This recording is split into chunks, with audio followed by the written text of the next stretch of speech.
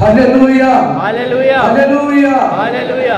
దేవుని నామానికి స్తోత్రము కలుగును గాక. మరి నేటి వాక్య సందేశము ఒక చారిత్రకమైనటువంటి మాటలతో, ఊహించని మాటలతో, ఆలోచింపచేసేటటువంటి మాటలతో, మీరు విననటువంటి మాటలు, విని కూడా మర్చిపోయినటువంటి మాటలు, ఒక వ్యక్తికి అవసరమైనటువంటిది.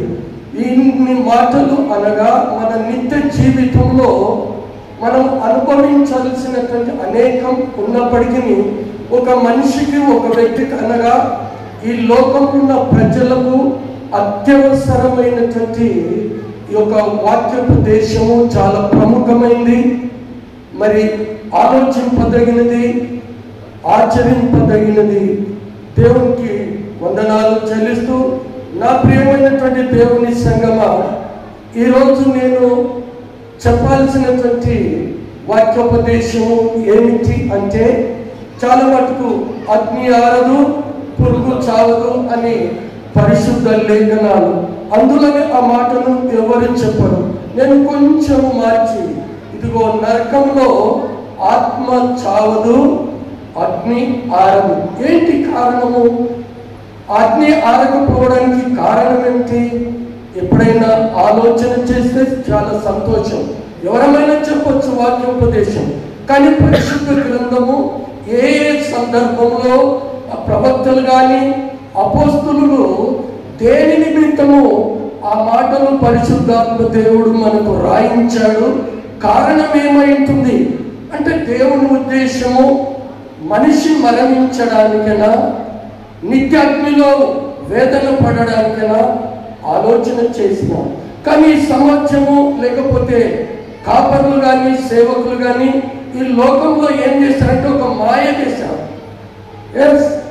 సేవకులు ఒక మాయ చేశారు. మీరు దేవుని నమ్మండి, అద్భుతాలు జరుగుతాయి. మీరు దేవుని నమ్మండి, పెళ్లిలు అవుతాయి. మీరు దేవుని నమ్మండి, ఉద్యోగాలు వస్తాయి. మీరు దేవుని నమ్మండి, ఇదిగో మీరు పాస్ అవుతారు. మీరు దేవుని నమ్మండి, స్వస్థతలు జరుగుతాయి. ఏంటి? దీని కొరకైనా ప్రభు వచ్చింది? ఇది ఆలోచన చేయరా? సేవకులు చెప్పరు, మీరు దేవుని నమ్మండి. చాలా జాగ్రత్త వినాలన్న మాటలు. కొంచెం క్రిటికల్గా, కొంచెం దానికి ఉన్నటువంటి గూఢార్థము మీకు అర్థం కావాలి. ఒక మనిషి జీవితానికి మరణించేంత వరకు, ఒక మనిషి జీవితం ఎంత? ఆయుష్ 70 సంవత్సరాలు, అధిక బలం ఉండడం 80. అది ఆయాసము, దుఃఖమే అంటుంది. ఈ 70 సంవత్సరాల ఆయుష్ కొరకు, ఈ యొక్క ఆశీర్వాదాల కొరకు దేవుడు మనలను సృష్టించాడా? చాలా జాగ్రత్తగా ఆలోచించాలి. ఈ పరిశుద్ధ గ్రంథంలో ఉన్న ఆ యొక్క జతపక్షులను మనం ఒక దగ్గరికి తీసుకురావాలి. ప్రియమైన నా దేవుని సంగమా, హల్లెలూయా హల్లెలూయా. ఎవరు అక్కడిక్కడ చూసినా, ఎవరు కళ్ళు మూసిన పేరు పెట్టి పిలుస్తాను. మీరు నన్ను తిట్టుకున్నా పర్వాలేదు, నన్ను ఏం చేసినా పర్వాలేదు. చాలా గమనిస్తుంటున్నాను. నా కళ్ళు ఏమి ఇక్కడ ఉండవు, మీ మీదే ఉంటున్నాయి. ఎవరు అటు, ఇది అతి శ్రేష్టమైనటువంటి జీవము కలిగిన మాటలను ఆలోచింపచేసేది, మన జీవితాన్ని తీర్చిదిద్దుకునేటటువంటి మాటలు. దేవుని ఉద్దేశము, ఈ యొక్క సేవకులు ఏం చేశారంటే అద్భుతాలు చేస్తాడు దేవుడు, అది సెకండరీ, రెండవది. కానీ ఈ 70 సంవత్సరాల కొరకే మరి దేవుని దగ్గరికి రావాలి. మీరే ఆలోచించండి. ఈ 70 నువ్వు ఆరాధించినా ఆరాధించకపోయినా మరణము తథ్యం. ఇదిగో ఇతర మనుషులు చనిపోయినట్లు మీరును చనిపోతారు అంటుంది లేఖనము. మరి ఎందుకు రావాలి? ఎందుకు మా మందిరానికి రావాలి? మాయ చేస్తున్నారు. లేఖనాలను ఉన్నట్లు చెప్పక, లేఖనాలలో జీవం ఉందని చెప్పక అద్భుతాలు చేస్తున్నాడు, స్వస్థతలు అవుతున్నాయి. దయ్యాలు ఏముందండి? దయ్యం ఉన్నతోనే దయ్యం ఉంటుంది. దేవుడి దగ్గరికి దయ్యాలు రావు. అది చాలా భయము. దేవుడు అంటే భయము దానికి. కానీ దేవుని దగ్గర మనం ఉన్నాము, దేవుని పిల్లలు. ఆలోచన చేయండి. ఇలాంటి ఆలోచన కలిగి ఒక 70 సంవత్సరాల జీవితం కొరకు మనము దేవుని ఆరాధించాలా? ఈ ప్రశ్న ఎప్పుడైనా చేసుకుంటే చాలా సంతోషం.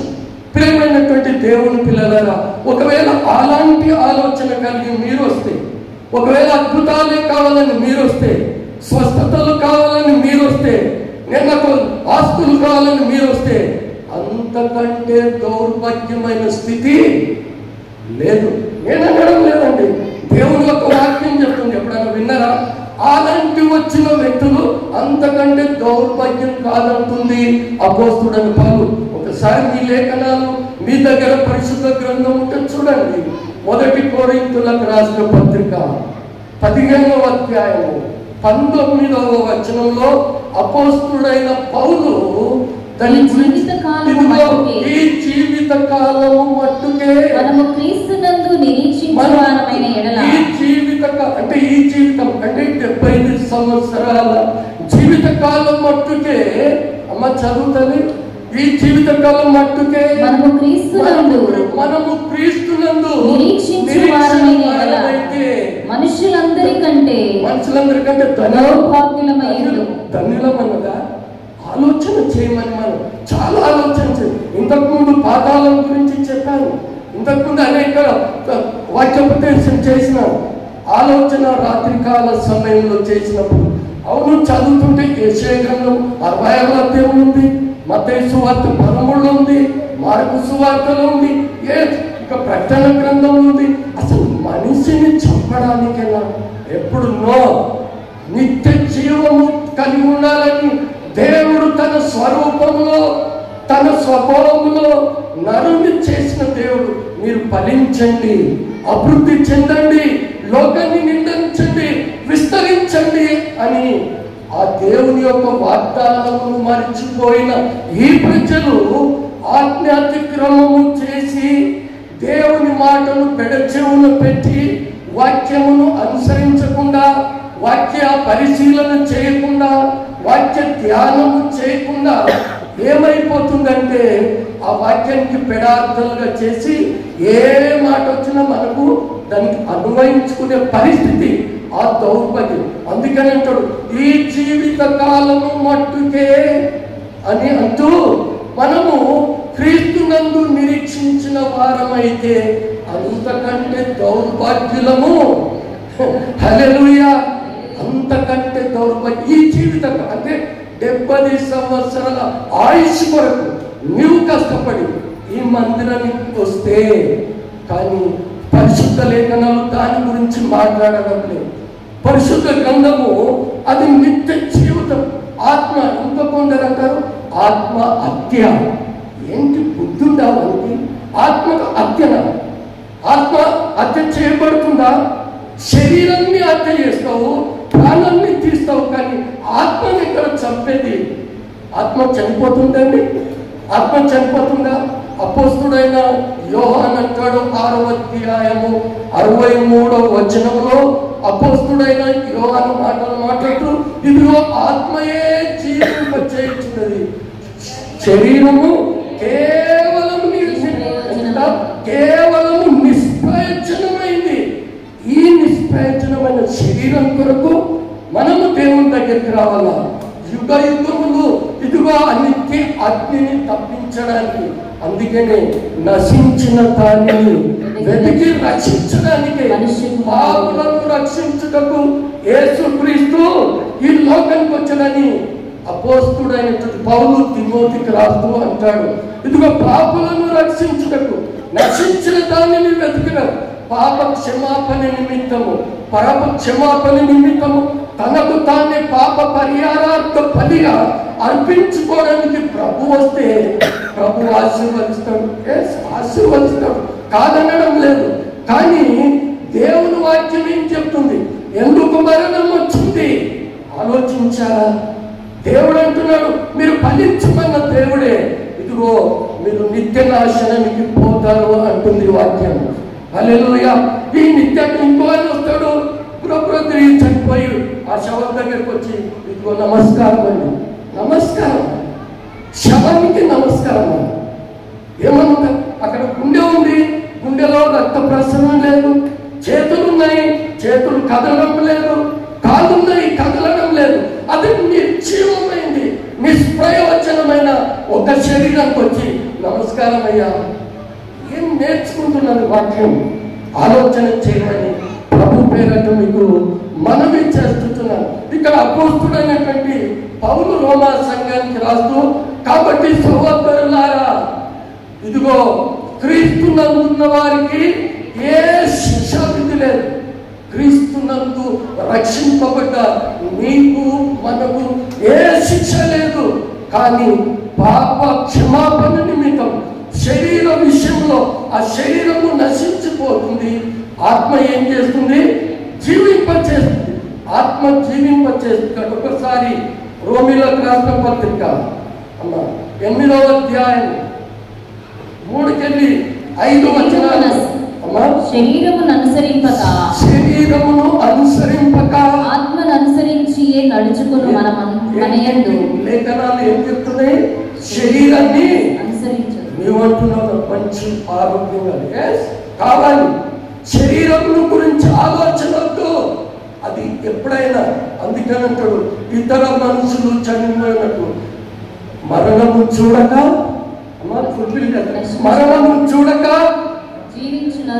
జీవించు నరుడు ఎవరు? 89వ కీర్తన 48వ వచనం. అదే 82వ కీర్తన అక్కడ మాట్లాడతాడు ఇతర మనుషులు చనిపోయినట్టు.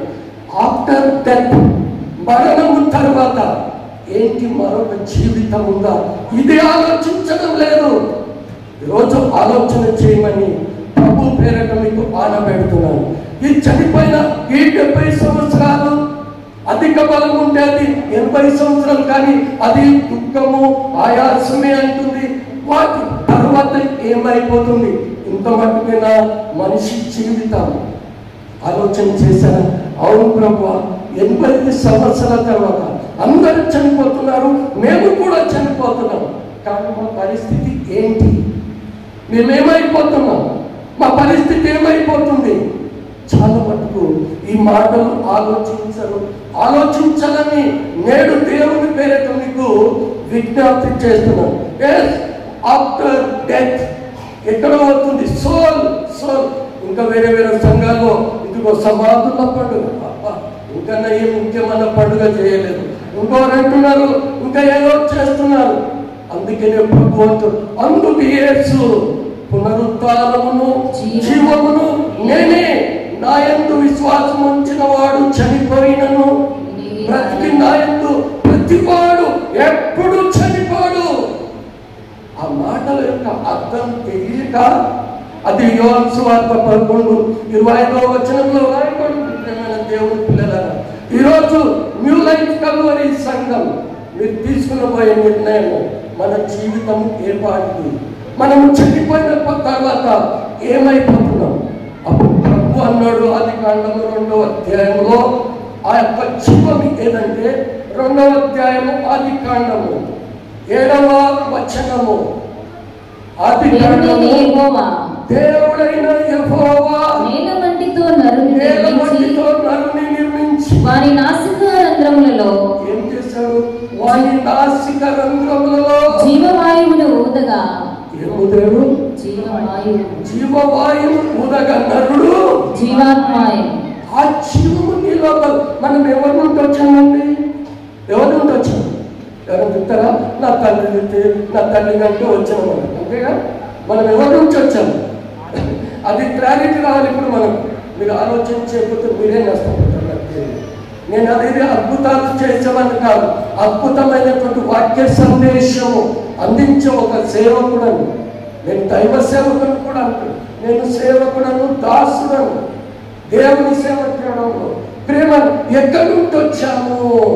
ఒకసారి లూకా సువార్త 4వ అధ్యాయం చాలా మనం ఎక్కడి నుండి వచ్చామో ఇప్పుడు క్లారిటీ కావాలి. మనం 4వ అధ్యాయము 38వ వచనం. ఆయన సమాజ మందిరంలో నుండి లేచి సీమోను ఇంటిలోనికి వెళ్ళి, అది 3వ అధ్యాయం, క్షమించాలి, 3వ అధ్యాయము 38వ వచనం. కెయీనాను ఎనోషు షేతు ఆదాము దేవునికి కుమారుడు. ఆదాము ఎవరు? దేవుని కుమారుడు. ఆదాములో నుండి వచ్చిన మనము, దేవుని నుండి వచ్చిన మనము దేవుని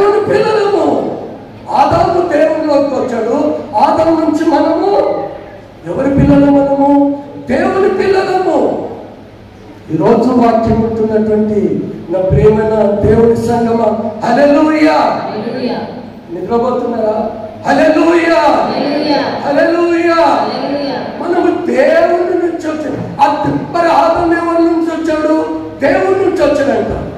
ఈ దౌర్భాగ్యమైనటువంటి పరిస్థితి ఏమిటి అంటే, ఆనాడు ఐగుప్తులో ఉన్నటువంటి ఇశ్రాయేలు ప్రజలు, నా ప్రజలు మొరపెడుతున్నారు, నా ప్రజలు మోషే ఆరోను యెహోషువను పిలిపించి మీరు ఐగుప్తు దేశంలో ఉన్న నా ప్రజలను విడిపించండి.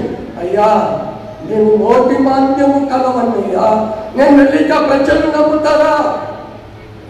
మనం ఎవరమో ఇంకో క్లారిటీ అమ్మా. దేవుని నుండి వచ్చిన ఆదాము నుంచి వచ్చిన మనమని ఒక క్లారిటీ. రెండవ క్లారిటీ మీకు రావాలి. ఇప్పుడు మనకు రెండవ క్లారిటీ కావాలి. అక్కడ అంటాడు, నా ప్రజలు పెట్టిన మొర విన్నాను, మోషే నువ్వు వెళ్ళు. నో ప్రభువా, ఆ ప్రజలు నమ్మరు, ఆ ప్రజలు చాలా కఠినము, ఆ ప్రజలు వినమని వారు. నువ్వు వెళ్ళు, నేనున్నాను అంటాడు. నేను వెళ్తే ఏం చెప్పాలి? అవును, నేను వెళ్తాను. ఆ ప్రజలు నీవెవరంటే నేనేం చెప్పాలి? మీ దేవుడు అంటే ఎవరేం చెప్పాలి? ఒకసారి నిర్గమకాండము 3వ అధ్యాయము 13, 14, 15 వచనాలు. మోషే చింతగించుము, నేను ఇశ్రాయేలు యొద్దకు వెళ్ళి వారిని చూచి మీ పితరుల దేవుడు మీ యొద్దకు నన్ను పంపెనని వారితో చెప్పగా వారు ఆయన పేరేమి అని అడిగిన వాళ్ళు మొరపెట్టలేదా? చూడండి, అక్కడ వారు మొరపెట్టగా మీ పితరుల దేవుడు ఎవరు? దేవుడు అన్నాడు, నేను ఉన్నవాడను. నేను ఉన్నవాడను. మనం ఎవరి నుంచి వచ్చాము? ఉన్నవాడిలో నుంచి వచ్చాము. అయ్యా, ఉన్నవాడంటే కూడా తెలియదు. ఇదిగో నేను నీ దేవుడైన యెహోవాను. ఏంటి దౌర్భాగ్యమైనదండి! మన ప్రభువు చంపింది మన స్వచ్ఛనులే, ఆ యూదులు, ఇశ్రాయేలే. ఎవరైనా యూదులు ఇశ్రాయేలు పేరు పెట్టుకుంటే రానియకండి, దౌర్భాగ్యం అది. యేసు ప్రభు దేవుడని ఒప్పుకున్నవాడు అబద్ధికుడు అంటుంది లేఖనము. యేసుక్రీస్తు దేవుడు, యేసుక్రీస్తు దేవుని కుమారుడని ఒప్పుకున్నవాడు ఎవడో? ఏది పత్రికల పాఠం యోహాను సువార్తలో 4వ అధ్యాయంలో చెప్తాడు. అంతకంటే దౌర్భాగ్యము. ఇశ్రాయేలు యూదులు అంటేనే దౌర్భాగ్యులు. మనం ఇశ్రాయేలు కాదు, రక్షింపబడ్డ క్రీస్తు రక్తంలో ప్రోక్షింపబడ్డ ఆయన పిల్లలము. హల్లెలూయా. చాలా మంది ఇశ్రాయేలు వారంతా దౌర్భాగ్యులు లేరు. నేనంటేనండి, ఏంటి ఇశ్రాయేలు దౌర్భాగ్యుల? దౌర్భాగ్యులు. ఒకసారి యెషయా గ్రంథం 1వ అధ్యాయం 3వ వచనము 4 వచనాలు ఒకసారి జ్ఞాపకం చేస్తున్నాం. యెషయా గ్రంథం 1వ ఎద్దు తన కామాందుని ఎరుగును, గాడిద దొడ్డిని ఎరుగును. ఇశ్రాయేలులకు తెలివి లేదు, నా జనులు యోచింపరు. పాపిష్టి జనమా, ప్రజలారా, పాపిష్టి జనం.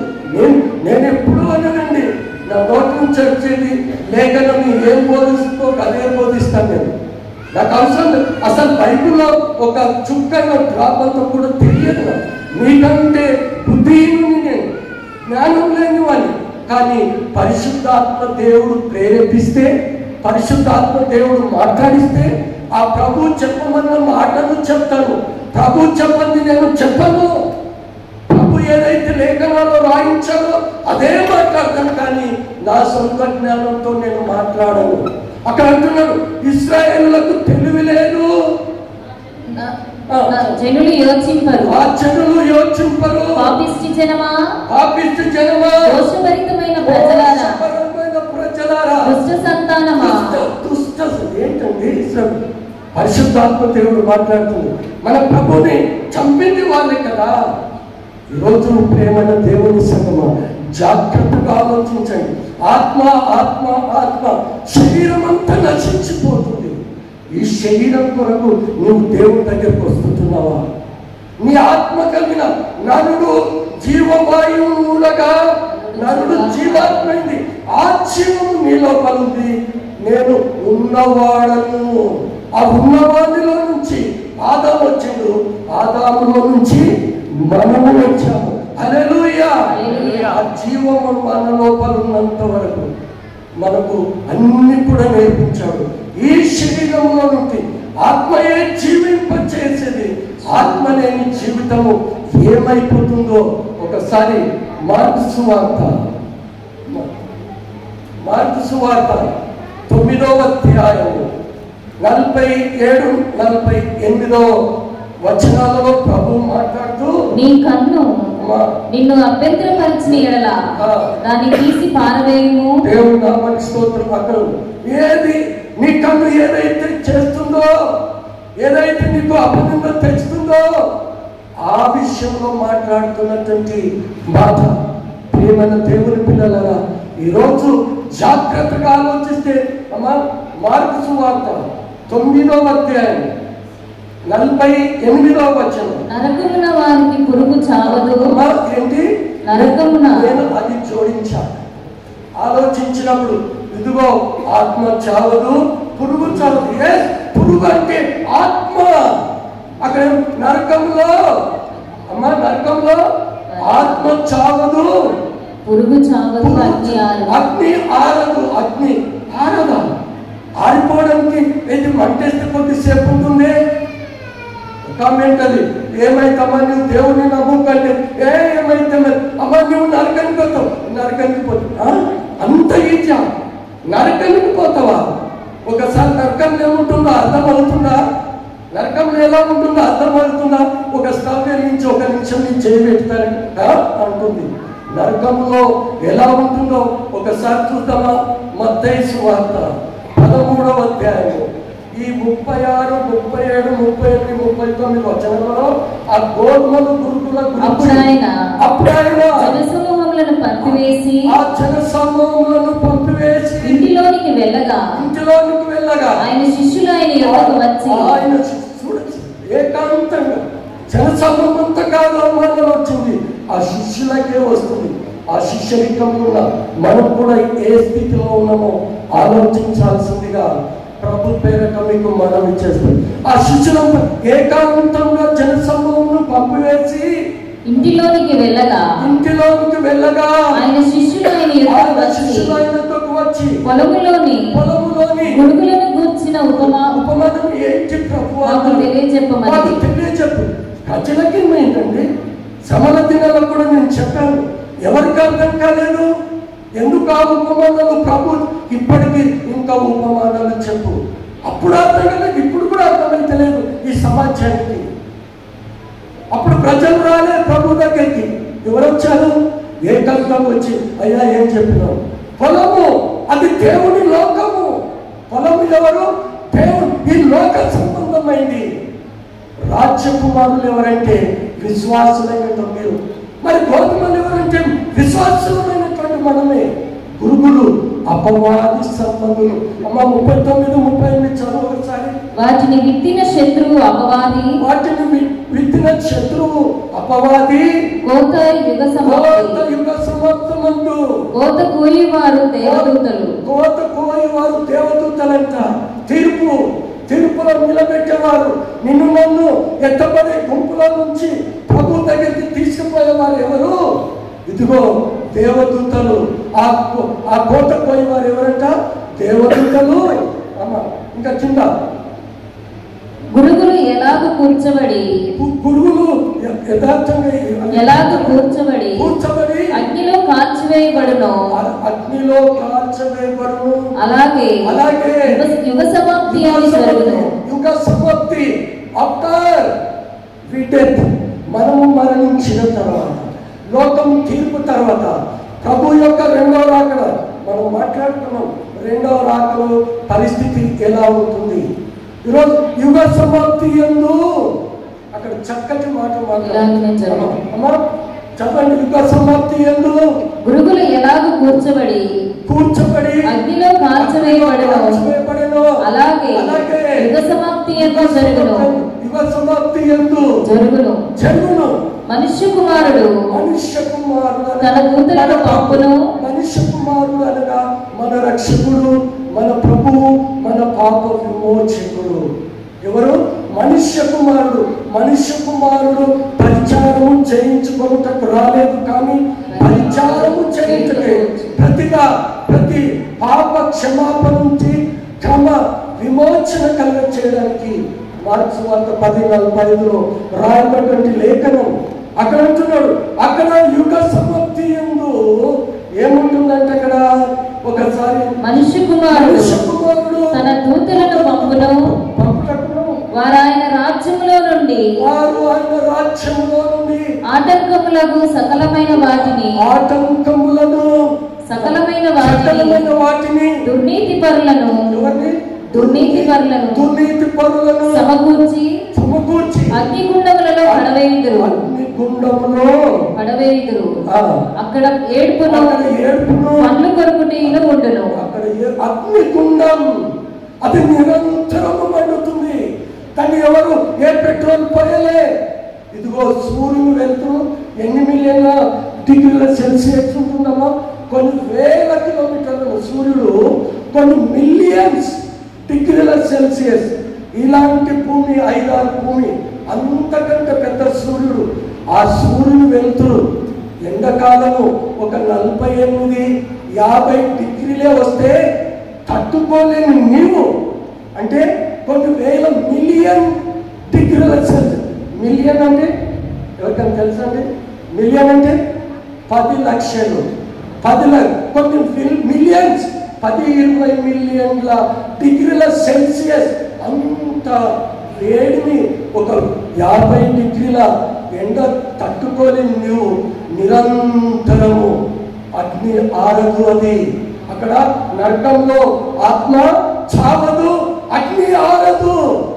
నా ప్రియమైన దేవుని సంగమా, ఈరోజు విన్నటువంటి నీ ఆత్మ నా ఆత్మ చనిపోయిన తర్వాత అదే అంటాడు ఎవరు?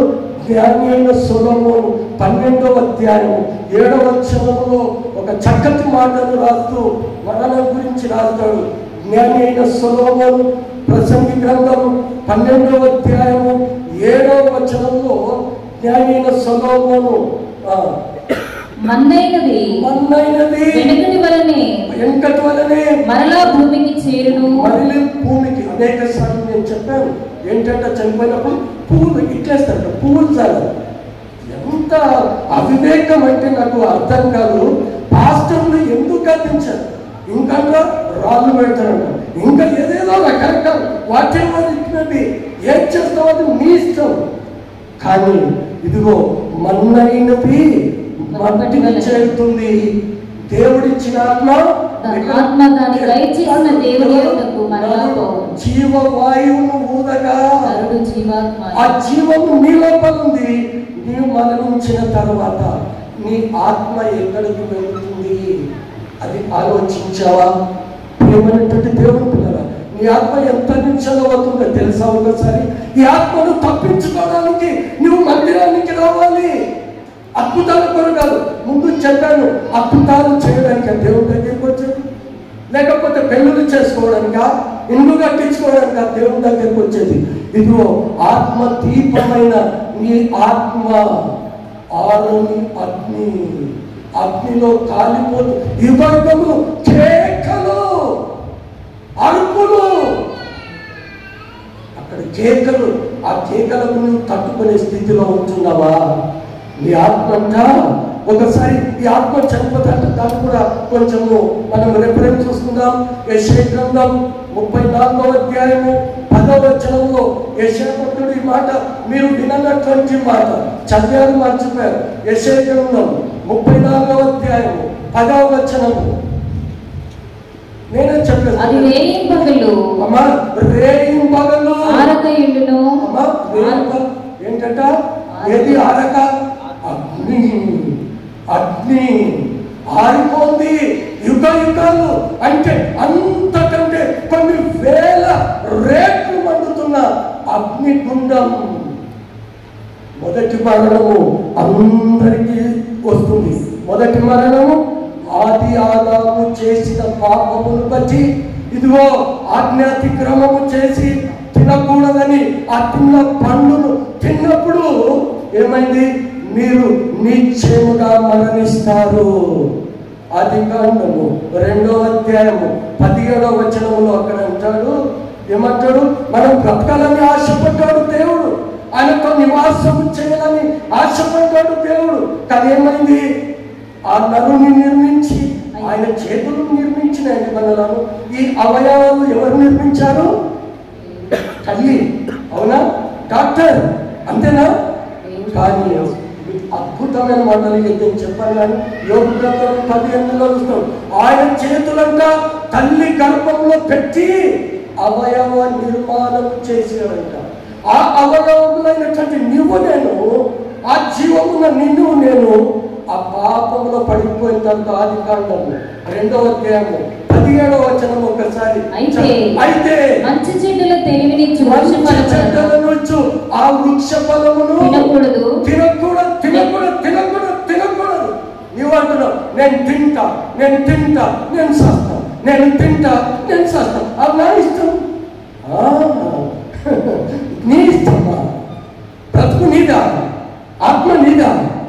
ఏం మాట్లాడుతూ ఏం ఆలోచిస్తున్నారు? ఆలోచించే ఈ మాటలు ఎప్పుడు ఎవరు చెప్తారండి? ఏ సంఘంలో చెప్పారు ఈ మాటలు? ఈ వయసు వచ్చింది, నేను కూడా ఏడుస్తాను ప్రభు దగ్గర. కానీ ఈ మాటల గురించి ఇదిగో ఆ పండు తిను దినమున నిశ్చయముగా మీరు సత్యదరు. ఆ సత్యందే ఇతర మనుషులు చనిపోయినట్లు అందరం that is the meaning of మొదటి మరణము అంటాడు లేఖనాలు. అదే మరణము అందరికి వస్తుంది. కానీ అతి భయంకరమైనటువంటి 2వ మరణం ఉందే. ప్రకటన గ్రంథము 20వ అధ్యాయము చాలా చక్కగా 14, 15 వచనాలలో చూస్తే మరణమును మృతుల లోకమును అగ్నిగుండంలో పడవేయబడును. ఎక్కడ? అగ్నిగుండంలో పడవేయబడును. ఈ అగ్నిగుండము 2వ మరణము. 2వ మరణం అగ్నిగుండం. ఏంటంట? ఒక గిరాచనం ఒకసారి చూడండి. అంత దయ్యాలకు తెలిసిందండి అగ్నిగుండం గురించి. ఎప్పుడైనా విన్నారా? లూకాసు వార్త 8వ అధ్యాయం చాలా చక్కగా చూడండి మీరు. లూకాసు వార్త 8వ అధ్యాయము అక్కడ 8-9 వచన గిరాచనలు అని అక్కడ రాయబడి ఉంటుంది. నేను సహా అధికారమునకు లోబడిన వాడను. గిరాచనలు అన్న పదం చదవండి 8వ అధ్యాయం.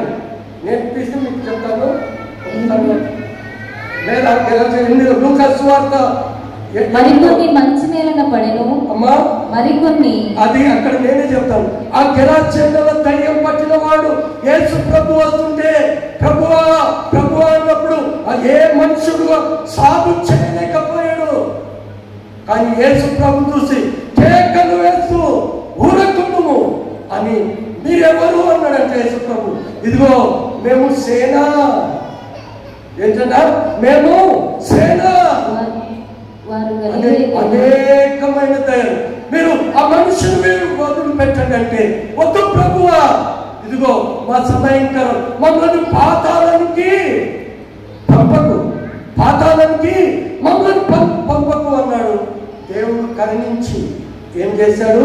ఇదిగో అక్కడ 2000 పందులకి ఆ కొమ్మన్నప్పుడు పరిగెత్తుకొని సముద్రంలో పడి చనిపోయినాయి. ఆ గెలసిన దయ్యాలంటే వద్దు ప్రభువా.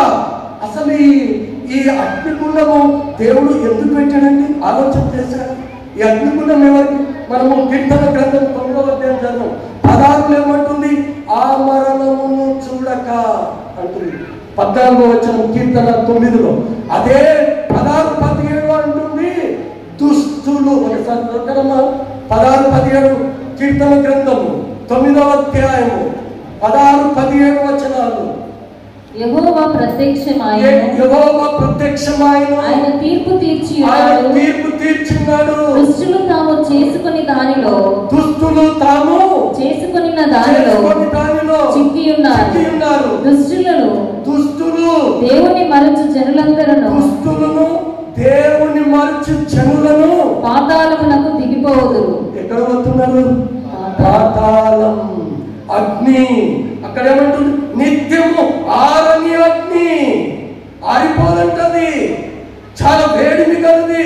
సూర్యుని రేట్ల కంటే కొన్ని వేల మిలియన్ల డిగ్రీల సెల్సియస్తో అగ్ని మండుతుంది. అగ్నికుండంలో ఏంటంట? వద్దు, కాలిపోవద్దు. ఏమంటది? ఏమైతుంది నేను నరకనిపోతే? ఏమైతుందా? నువ్వు నిత్యము కేకలు వేస్తావు. అక్కడ ఉంటుంది పరిశుద్ధ గ్రంథం. ఒకసారి అనేక సార్లు చదువుకున్నాను. ఏంది? లూకా సువార్త. అమ్మా, ఈ అగ్నిగుండం వచ్చింది చూద్దాం. ఉండాలి అక్కడ పెట్టి. అగ్నిగుండం ఎవరి కొరకు ఆలోచించారా? అగ్నిగుండం ఎవరి కొరకు? మన కొరకన్నా. దేవుని నామానికి స్తోత్రం. మత్తయి సువార్త 25వ అధ్యాయం. మత్తయి సువార్త 25వ అధ్యాయం చూడండి, 41వ వచనం. 40-41. అందుకు రాజు మిక్కిలి అల్పులైన ఈయన సహోదరులలో ఒకరికి మీరు చేయలేదు కనుక చేసితిరి గనుక నాకు చేసితిరని. అది అక్కడ కుడివైపున ఏంటి? గొర్రెలు ఉన్నాయి, ఎడమవైపు మేకలు. వాటి గురించి చెబుతున్నటువంటి సందర్భం అది. ఇప్పుడు చదవము. అప్పుడు ఆయన ఎడమవైపున ఉన్న వారిని చూచి శపింపబడిన వారలారా. ఎడమవైపు ఉన్న ఆ మేకల వైపు ఆయన చూచి శపింపబడిన వారలారా, నన్ను విడిచి అపవాదికి వాని దూతలకును సిద్ధపరచబడిన నిత్యాగ్నిలోనికి పోవుడి. ఎవరి కొరకు సిద్ధపరిచాడు? ఎడమవైపు. ఈ మనుషులు చెప్తారు అగ్నిగుండం. అది మన కొరకు కాదు. ఎవరి కొరకు? అపవాది, సాతాను,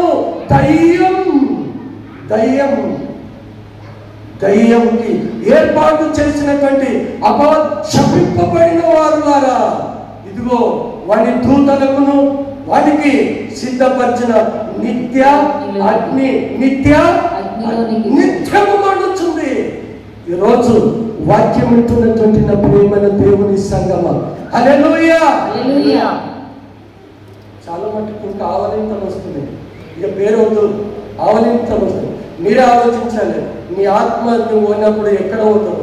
నిత్య అగ్నికి తీసుకుపోయే స్థితి నీ చేతుల్లో ఉంది, లేకపోతే నిత్య సంతోషం. అసలు మనం ఎక్కడ వెళ్తాం? వెళ్ళి చనిపోయిన తర్వాత ఎప్పుడైనా ఆలోచించారా? ఏమన్నట్టు ఏమంటారు? తమ్ముడు ఏమంటారు? మేము పరలోకానికి వెళ్తాం. చనిపోతే పరలోకానికి వెళ్తాం. ఏమండి ఇది నిజమేనా? పరిశుద్ధ గ్రంథంలో అట్లే ఉందా? ఏంటో విచిత్రమైన వాక్య సందేశం చూపిస్తున్నావు.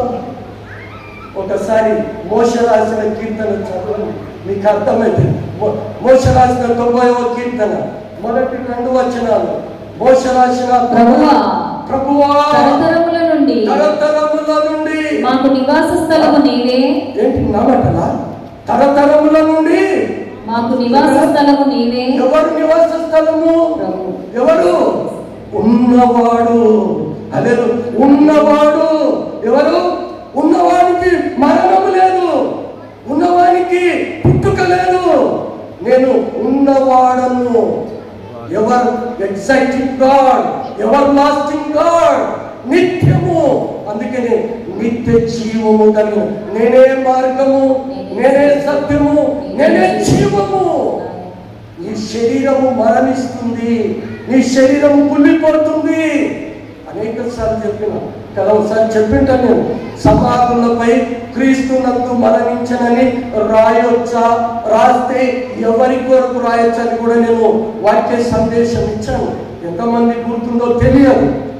కానీ ఆ నిత్య నరకాన్ని తప్పించుకోవడానికి ప్రేమను దేవుని పిల్లలు ఆ రెండవ మరణమును మన మందిరానికి ఎందుకు రావాలి అంటే, ఇదిగో నిత్య అగ్నిలో నుండి నిత్య ఆ అగ్నిగుండంలో ఎంత మట్టిపోతుంటామంటే మనం ఒకసారి మీరు చూడండి. యోబు రాసిన గ్రంథం 21వ అధ్యాయము 13వ వచనం లేఖనాలు చెప్పే మా పాట వాడాలి. ఇప్పుడు కోరస్ చాలా చక్కగా పడింది. ఇంబుక్లోకి వెళ్ళి పొద్దుగాల కదా. భీకరుండవు మాయెహోవా పీఠమెదుట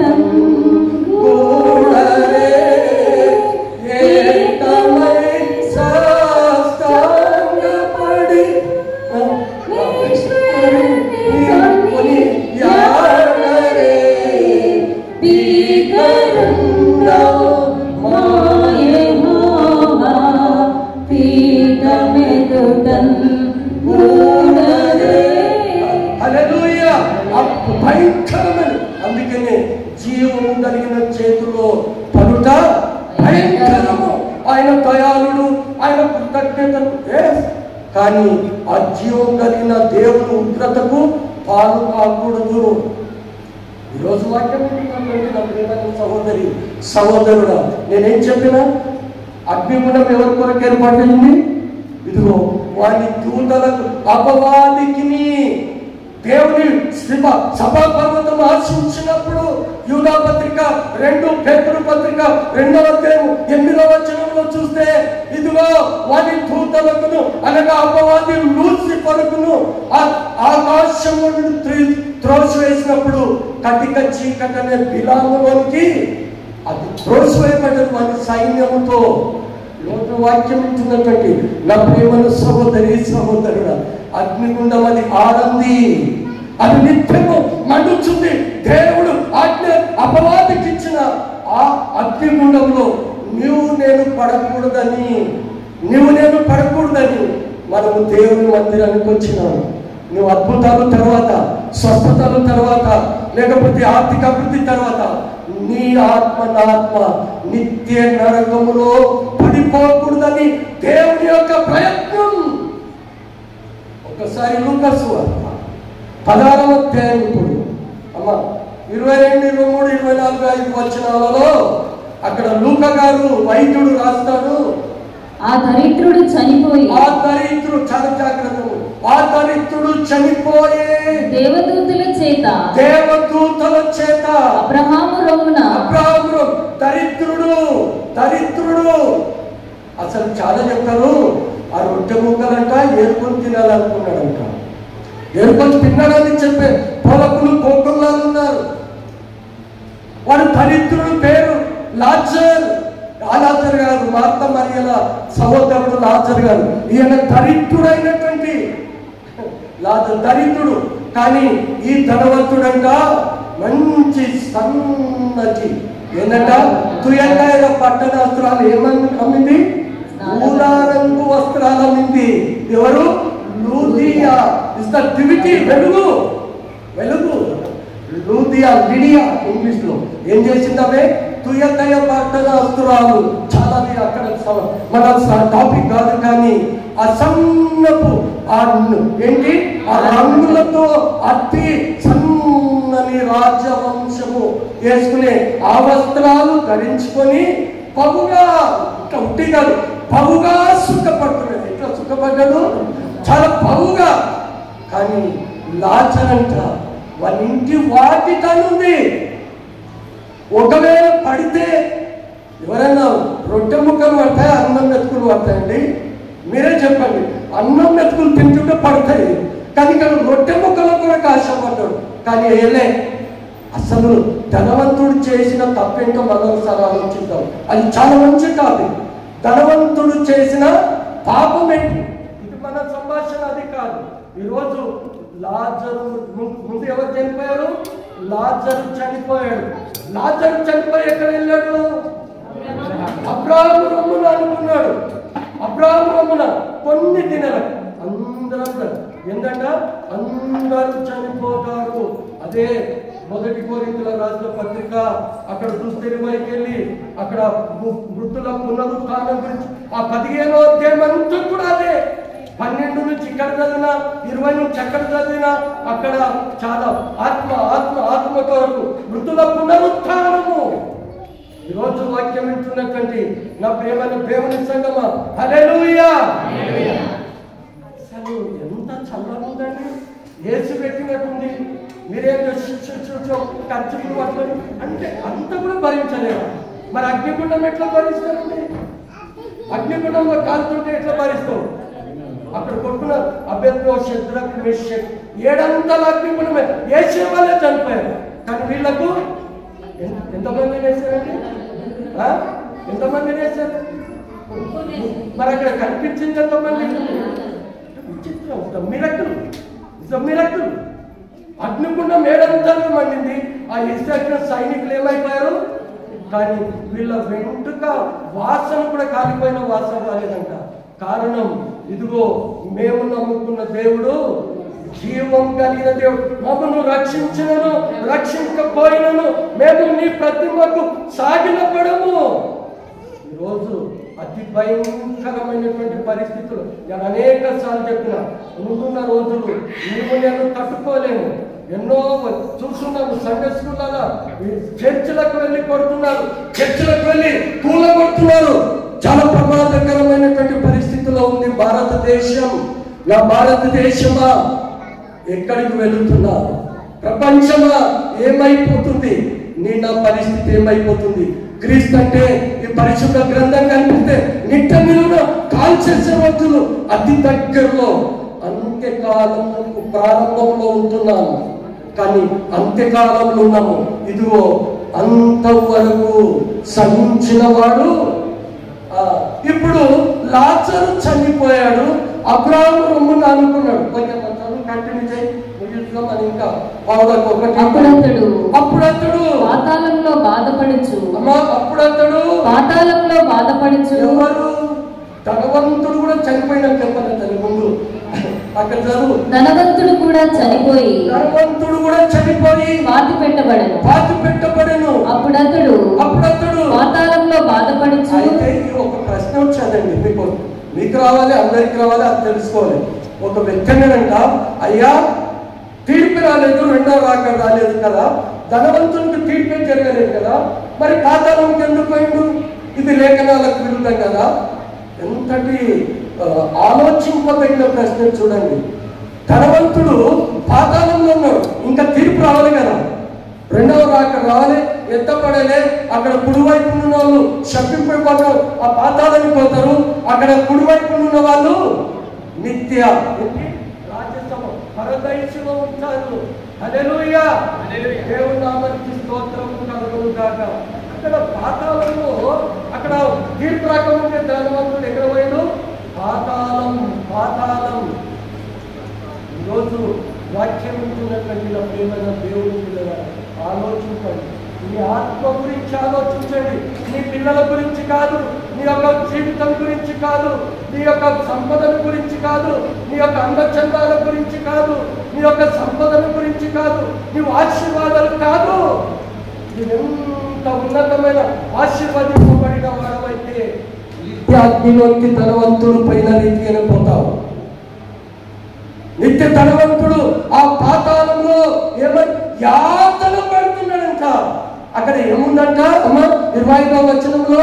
అప్పుడతడు పాతాళంలో బాధపడుచు కన్నులెత్తి దూరం నుండి అబ్రహామును ఎంత దూరము? ఆకాశానికి భూమికి ఎంత దూరం, అంత దూరం ఉన్నాడు. ఇప్పుడు పాతాళము ఇక్కడ లేదు. పాతాళం ఎక్కడుంది? ఊర్ధ్వలోకమంత ఎత్తు, పాతాళమంత లోతు అంటుంది యెషయా గ్రంథం 7వ అధ్యాయం 14. అది లోతులో ఉంది. నువ్వు చనిపోతే ఎన్ని నిమిషాలు అవుతావు? అప్పుడు తీసిన మీరు చదవలేదు. యోబు గ్రంథం 21వ అధ్యాయం 13వ వచనం చూడండి ఒకసారి. యోబు గ్రంథం వారు శ్రేయస్సు కలిగి తమ దినములు గడుపుదురు. శ్రేయస్సు కలిగి తమ దినములు గడుపుదురు. ఒక్క క్షణములోనే. చాలా జాగ్రత్త వినండి, చూడండి. పాతాళము ఆత్మ ఒక్క క్షణముందే పాతాళములోనికి. తమ్ముడు శాంతయ్య గారు, ఎన్ని నిమిషాలు అవుతుంది? ఒక్క క్షణము. క్షణం అంటే just second, no minute. Minute అంటే నిమిషము, సెకండ్ అంటే ఒక్క క్షణం. ఇక్కడ ఒక్క క్షణంలోనే పాతాళానికి పోతావు. ఎవరు పోతారు? దుష్టులు, పాపాత్ములు, దేవుని నమ్మని వారు, ఈ లోకభాగ్యమును ఆశించేవారు. నేను అనుకుంటాను సంఘంలో ఎవరు లేరు లోకాన్ని ఆశించారు. అవునా? ఈ లోకములో ఉన్నదంతయు అది ఎవరి వలన కలిగింది? అపవాది వలన కలిగింది అంటుంది లేఖనము. అది దేవుని వలన కాదు. నా ప్రియమైన దేవుని సంఘము, ఈరోజు వాక్యాన్ని వింటున్న నీవు నేను ఒక్క క్షణములోనే నీ ఆత్మ ఎక్కడికి వెళ్ళిపోతుంది? ఎవరాత్మ? దుష్టులు, పాపాత్ములు. ఆత్మ ఊపిరి, జీవం ఎక్కడ వెళ్ళిపోతుంది? ఇదిగో పరదైసులో ఉన్న వాళ్ళ దగ్గరికి అని వెళ్ళిపోతుంది. ఇదిగో నిత్యాగ్ని ఆ అపవాదికి సిద్ధం చేసిన ఆ యొక్క పాతాళం కన్నా రెండే రెండు దారులు,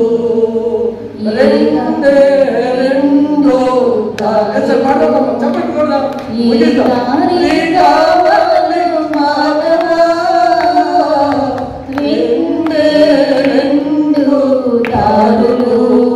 ఒకటి పరలోకం, ఒకటి పాతాళం.